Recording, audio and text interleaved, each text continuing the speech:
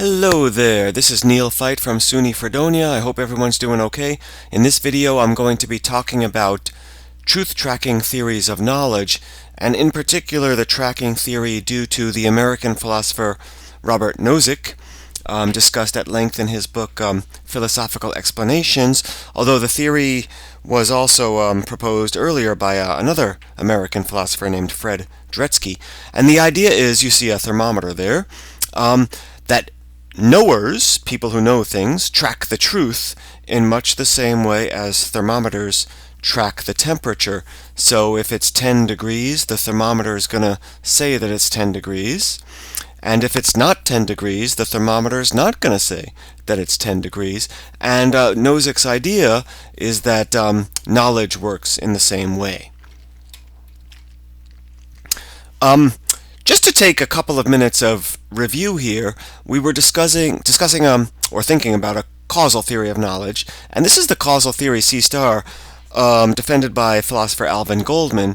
S knows P when the fact that P is causally connected in an appropriate way with S's believing P.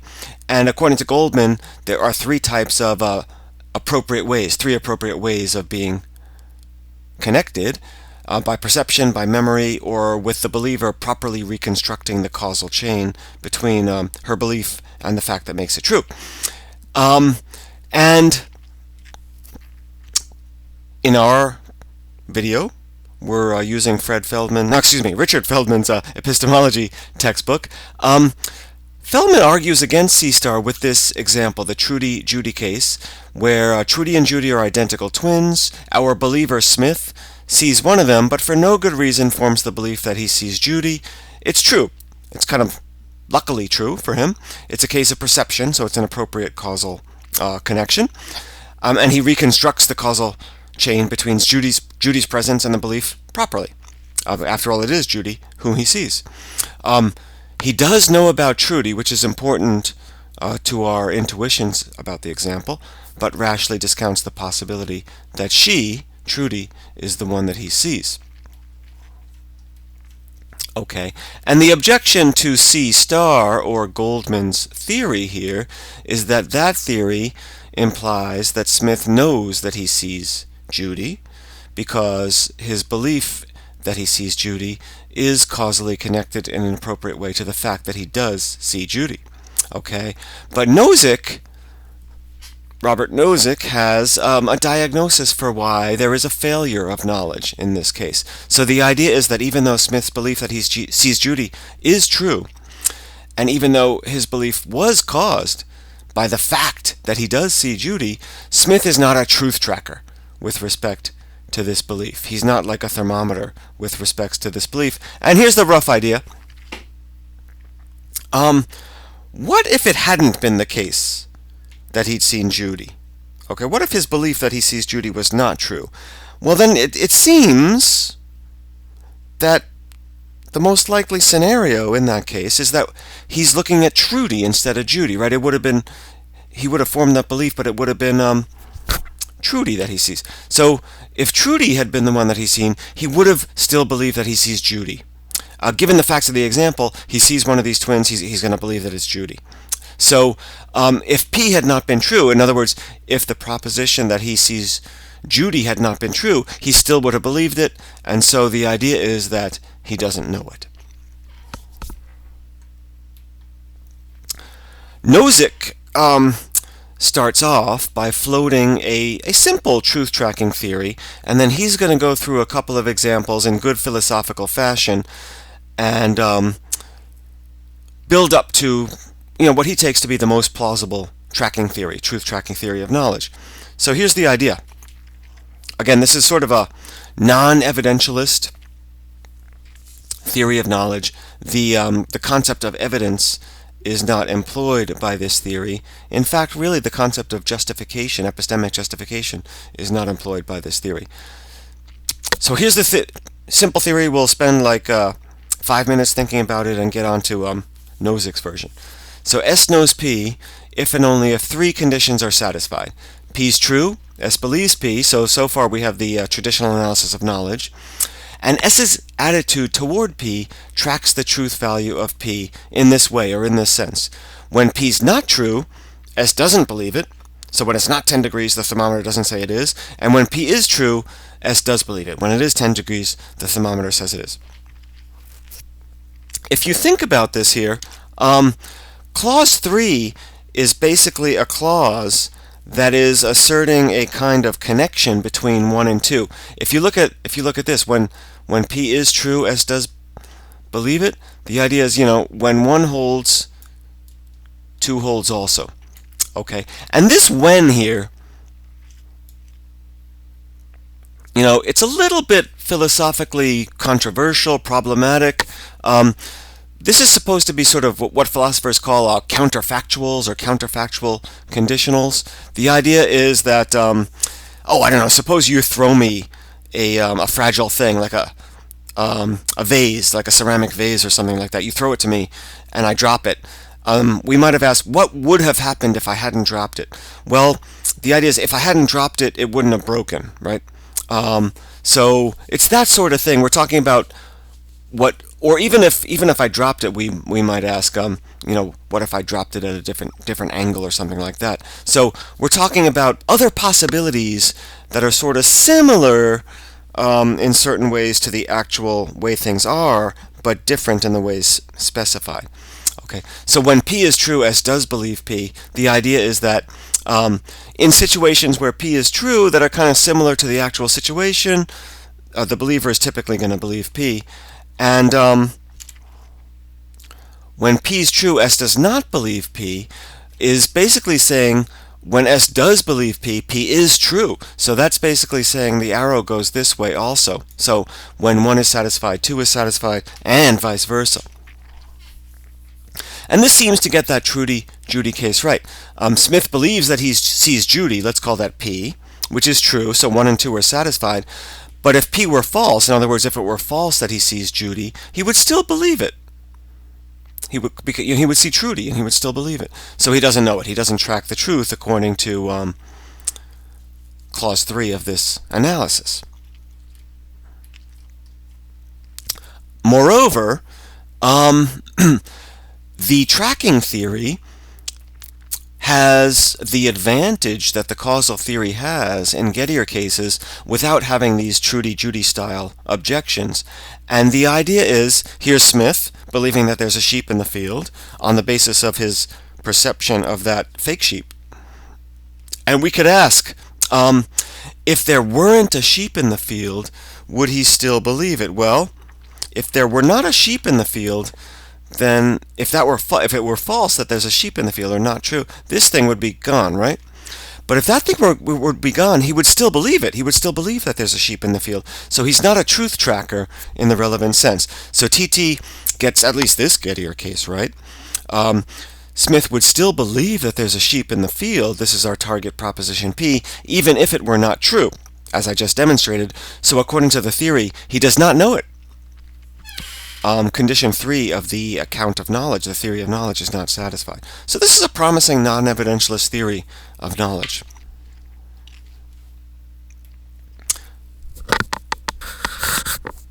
Nozick, in this part of the book, by the way, a lot of this book deals with lots of other issues in metaphysics and other areas of philosophy besides epistemology. Nozick discusses a couple of problematic cases for TT. One is where you, you know something, but you might not believe it even if it's true. And the other one is if you know something, a woman knows something, but she'd still believe it even if it's not true. So there's some examples where TT has trouble giving the correct judgments.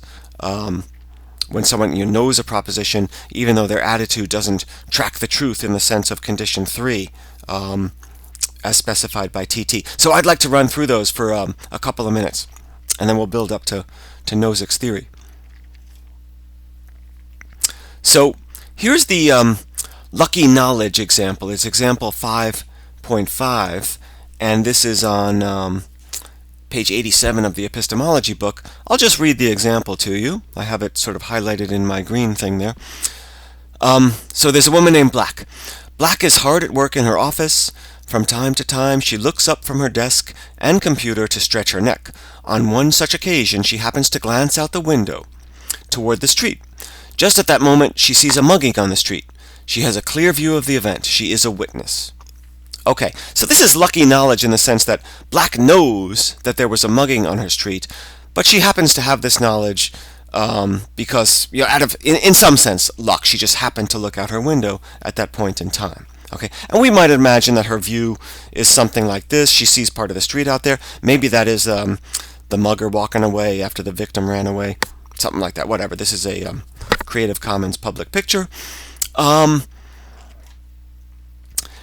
idea is that this case is problematic for the truth tracking theory TT. And by the way, this case is going to come up again in another 10 minutes or so, but the next case is even more clearly a problem for TT. But let's think about this for a few minutes because it will come up again. So here's the idea. Let's call this the lucky knowledge argument. By the way, there is a handout for our class on the truth tracking theory of knowledge, and this is on that handout. And as always, if you're one of my students, the slides are going to be available to you. If TT is true, Black does not know that a mugging has occurred on her street. And the idea here is, it's false that when P is true, it's false that when a mugging has occurred on a street, she believes it. Okay? And the idea is, there are plenty of possibilities where she doesn't look out the window. As Feldman says at the very, very bottom of 87 to the top of 88, it could easily happen that Black does not glance out the window at the crucial moment. In that case, the mugging still takes place, P is true, yet she does not believe it. The tracking condition fails. End quote. Okay. Again, these ideas about when P is true, she believes it, this is a little bit sort of controversial, fishy, hard to interpret, vague, but that's the idea. P could easily be true even when she does not believe it. But Black knows that a mugging has occurred. She's an eyewitness, right? She just saw it happen, so TT is not true. Okay, the next objection is going to be, I think, an even better, clearer objection to TT. It's one that Robert Nozick discusses himself in order to motivate his own improvement on TT.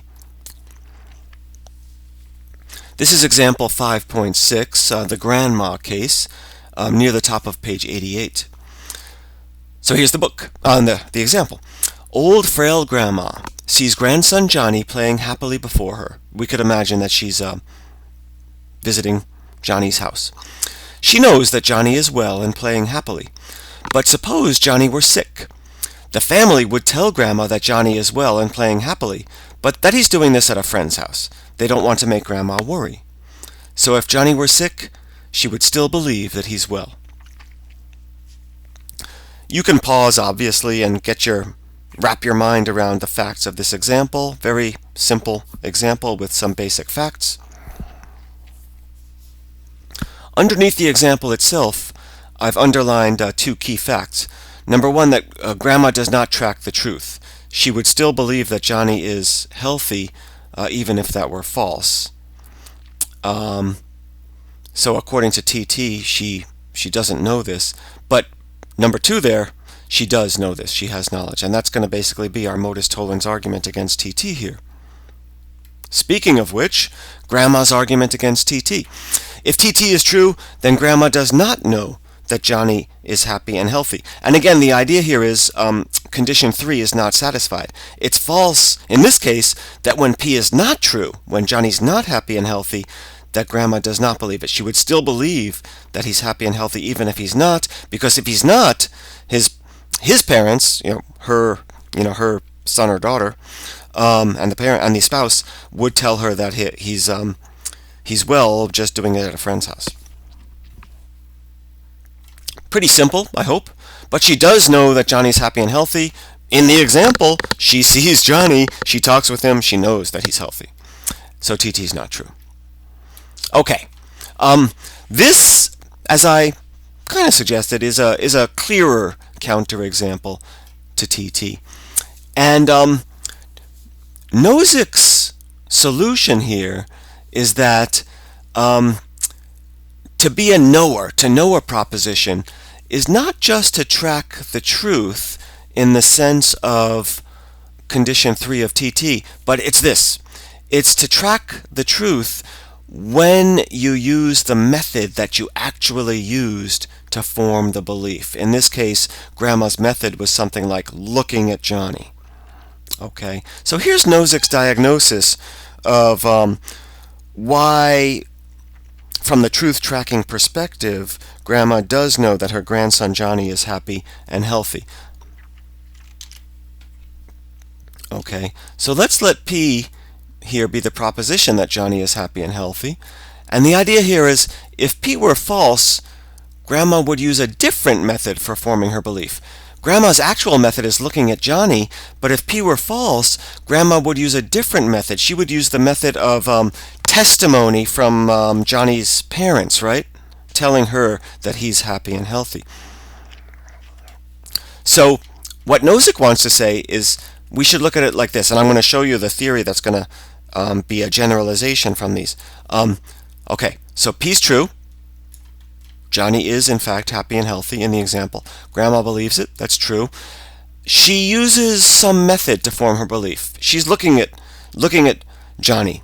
Okay, this may be an oversimplification that you're looking and talking about. She uses some method of observation to form her belief, and when she uses this method, her beliefs or her attitudes do track the truth. If P were not true, she would see that Johnny is sad or sick and not believe P. So if P were not true, given that Grandma is using the method of looking at him, she would not in fact believe that he's well. And that seems to be a pretty cool move on the part of a truth-tracking theorist to kind of improve the general perspective in light of this counterexample. Okay, so the theory that Nozick comes up with, Nozick's truth-tracking theory, we're just going to, for convenience, call it TT star. It looks like a clunker, but it's really not so bad. The same two clauses are there.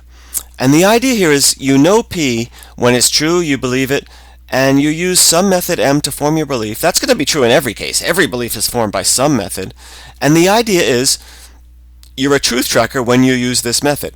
So when you use this method to form your beliefs track the truth in the same sense as before. If P were true, you typically believe it. If P were not true or false, you would typically not believe it.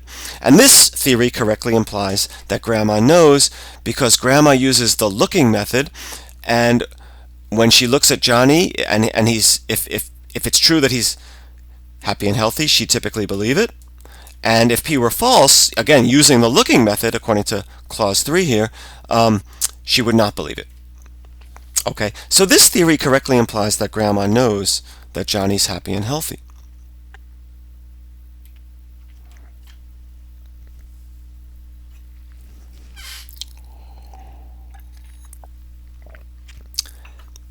Philosophy is a tough business. We want to kind of get the correct view, the correct theory. Every theory has to face challenges. And I'm going to close, not right away, but over the course of the next, 7-8 minutes, with two objections to the tracking theory. And Feldman suggests that this case called lucky knowledge, with this woman, the believer Black, who looks out her window, glances out her window and sees the mugging, Feldman argues that this is still an objection to the truth-tracking theory, that Black knows that there was a mugging, but she's really not tracking the truth in the sense of TT star, so tracking's not necessary for knowledge. And so here's the idea. He argues that this same example, lucky knowledge, poses a problem for the theory TT star as well as for that initial version TT, the simple truth-tracking version. At least if we assume, and here's a quotation from page 89, that Black has a view of only part of the street outside her window, and here's, there's more street to the left, there's more street to the right where a mugging might occur. Okay, so again, it's the same exact case. she glances out her window, she sees the mugging. So Feldman argues that Black knows there was a mugging on the street. She saw it happen. But condition 4 is not satisfied. Okay? And here's the idea. Her method of forming the belief that there's a mugging on the street is looking out the window, right? And the idea, according to Feldman, is with her method, she'll still not typically believe that there's a mugging on the street, even if it's true that there is one. Okay? Because the idea is that it could be true that there's a mugging on the street, even if the mugging occurred to the left or to the right of her view. So like off-screen left, or off-screen right. Elsewhere on the street, she could easily have looked out the window, and it could be true that there's a mugging, but she wouldn't believe it because she wouldn't have seen it. So she'll not typically believe P that there's a mugging on her street, even if it's true that there is one. Okay, those of you who are attracted to TT star might try to defend the theory against this kind of objection, but at least on the face of it is kind of a challenge, this kind of case. So Feldman is essentially arguing that the lucky knowledge argument against TT actually works against TT star as well, as long as we kind of bolster the example with an extra detail or two. Okay. The other objection is perhaps more substantial. And by the way, this is a screenshot of a video that I'm going to put on this week's video lecture watch list. And this is a video that's actually on the causal theory of knowledge. It's good to kind of get a couple of different perspectives on this. And it also has a little bit about the reliabilist view, which officially we're going to get to in the next section of the book. So I want to show you example 5.7, which Feldman calls fake barns. In our book, it's I might not show you, I might just read it to you. It's at the very bottom of page 89. It goes to the top of 90. Okay, so here's the example. You ready? Listen closely. Smith is driving down a country road. He sees lots of barns of various colors. Okay, not in that picture, but he sees lots of barns of various colors, looks at one and believes, I see a barn. He also believes, on the basis of what he sees, I see a red barn. Both of these are true, just as he believes. However, unknown to Smith, there have been quite a few barn fires lately, and the locals have erected barn facades to please the tourists. Facades are sort of like not barns, but just like the front part to make it look like a barn. Hence, to continue the quotation, many of the things he has taken to be barns are not barns. One final detail, none of the fake barns is red, because the material the fakes are made of reacts unfavorably to red paint. End of example from the top of page 90. You should know the details of this example. Okay, so this is a little bit subtle and sophisticated, but it really is a challenge, a substantial challenge for the truth-tracking theory. So the key problem is sort of two parts, and here's the first part. Smith is not a truth tracker for the proposition, I see a barn. Smith sees a barn. Let's call that P, because if P were not true, he would still believe it, because he'd see a fake. Okay, so in other words, look, remember the example. It's actually true. He's looking at a barn. The one he's looking at happens to be a real barn, happens to be a barn, happens to be a red barn. But if it were not true, then he'd be seeing a fake barn and he'd still believe it. Seems plausible. If it were not true that he sees a barn, the idea is that he would actually be looking at a fake barn and he'd believe it anyway. So he's not a truth tracker for I see a barn. So the TT star is going to imply that he doesn't know this. But he is a truth tracker for I see a red barn. Okay. Let's call this proposition, instead of P, let's call this Q. If Q were not true, he wouldn't believe it. In other words, if he didn't see a red barn, he wouldn't be looking at a fake, because the fakes react unfavorably to red paint. There are no fake red barns, so he wouldn't see a fake. Okay, so his method is looking, and according to condition 4 of TT star, it's satisfied in the case of I see a red barn, Q at the bottom, but it's not satisfied for I see a barn, P at the top. This is going to be quite problematic for Nozick's truth tracking theory, T star. Okay, and I've chosen to formulate this as a deductively valid argument. So if TT star is true, Smith does not know that he sees a barn. And the idea is clause 4 is false. If this proposition P were false, he would still believe it.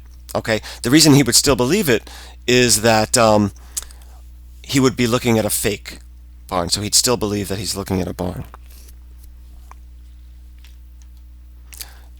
In other words, the similar situations to reality where he's not really seeing a barn are ones where he's looking at a barn facade, and he's seeing, and in those realities, in those scenarios, he'd be believing that he sees a barn anyway. But if TT star is true, he knows that he sees a red barn, Q.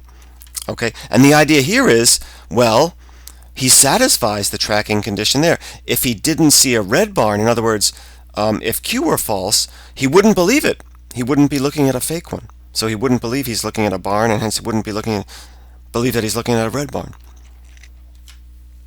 Okay, Feldman calls this objection absurd distinctions, because here's the idea. It's a little bit controversial with all these fake barns around whether Smith really knows that he sees a barn or not. But the idea is either he knows that he sees a barn and he sees a red barn, either he knows both of them or he knows neither of them. All right, it's absurd to say that he knows one of them, just one, but not the other. That's the idea behind premise 3. Okay, so hey, he either knows both of them, he either knows, or he knows neither of them. It might be controversial which either or disjunct is true here, but that's not the point in this case. It's absurd that he knows one of them but not the other. I'll say a little bit more about that in a moment before finishing up. So TT star is not true. This is a valid argument, because according to premise 1, he doesn't know one of them. According to premise 2, he knows the other, according to TT star. And if premise 3 is true, if he knows both or neither, TT star is wrong. Okay. I leave it to you, responsible students, to digest this argument and think about how decisive it is. It's definitely a valid argument. Is it a sound argument against TT star? Or, I mean, even if it is, are there any moves that a tracking theorist could make to kind of get around this objection? Okay, so the problem here in a nutshell is that this theory, makes an absurd distinction by implying that Smith knows just one of these propositions, but not the other. And if you watch some of these other videos that I'm going to link for you and require you to watch, it's a little bit controversial whether he knows that he sees a barn, for example, when there are so many fakes around and he just got lucky looking at the real one this time. But again, what's really odd here is that according to this theory, TT star, he can know that he sees a red barn, right? He's a truth tracker for that. And he can know by logic that this logically implies that he sees a barn. Obviously, the proposition that he sees a red barn logically implies that he sees a barn. So he can know that he sees a red barn. He can know that this implies that he sees a barn, but he cannot know that he sees a barn. That's, if you remember the transmissibility principle, it's good that you were thinking about that. It's odd that this is a violation of the transmissibility principle, what a lot of philosophers call a closure principle for knowledge. If you know one thing and you know that it implies another, you can know the other. Okay, so very quickly, just to finish up here, This is going to be video 1 of kind of this week's content for our class if you're one of my students. And there's this awesome, there's a lot of YouTube video channels that are not very reliable with philosophy, but Wireless Philosophy is a really good one.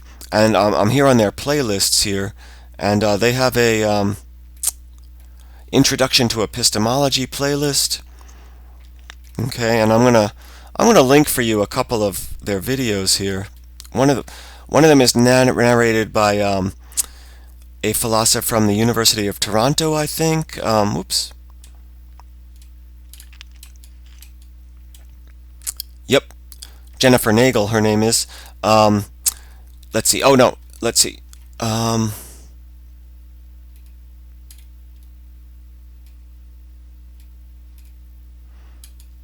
Let me find the right one.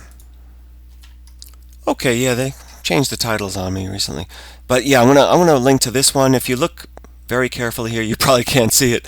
This is causal and reliabilist theories, and then here's the one on the tracking theory. So those will be really good. The first one is narrated by Jennifer Nagel, and the second one by Jeff Pinn, who I believe is at Northern Illinois University. But anyway, that's just another aside. In that tracking theory video, which is probably the third one that I'm going to link for you this week, Jeff Pinn, Professor Pinn, discusses a similar issue. So you're in an honest zoo where, the animals that look like zebras are really zebras and stuff like that. So you believe there's a zebra, and you believe that's not a mule cleverly disguised as a zebra. Because you believe it's a zebra, you thereby believe proposition N here, that that's not a mule cleverly disguised as a zebra. This is a kind of he talks about a similar problem here. TT star counts you as knowing Z. You're a Z truth tracker. The idea is if there's a zebra, you'll believe it with your method of looking, and of course your background knowledge of what zebras look like. And if there's not a zebra, you won't believe it, right? So you're a Z, that is a zebra truth tracker, but not N. If N wasn't true, you would still believe it. Think about N. That's not a mule cleverly disguised as a zebra. If N wasn't true, then it's false, and then that is a mule cleverly disguised as a zebra. But if it is a mule cleverly disguised as a zebra, then you'd believe that it's a zebra, right? And therefore you'd believe that it's not a mule cleverly disguised as a zebra. So if N were not true, you would still believe N. I hope that makes sense. Okay, so it's the same kind of problem, very similar kind of problem to the fake Barnes problem. Interestingly, if you remember, we were talking about skepticism. If you believe that you have arms, well, the proposition that you have arms logically implies the proposition that you're not a mere brain in a vat, right? Nozick thought that this was not a defect, not a bug, but a virtue of this theory, because he thought, oh yeah, you can know that you have arms, but you can't know that you're not a brain in a vat. So this transmissibility, or closure as most people call it, is wrong. So he thought that this was actually a virtue of the theory, and I kind of leave it to you to kind of sort that out. Hope you enjoyed this one, a couple of others, and then I'll be back next time with my own video on reliabilism.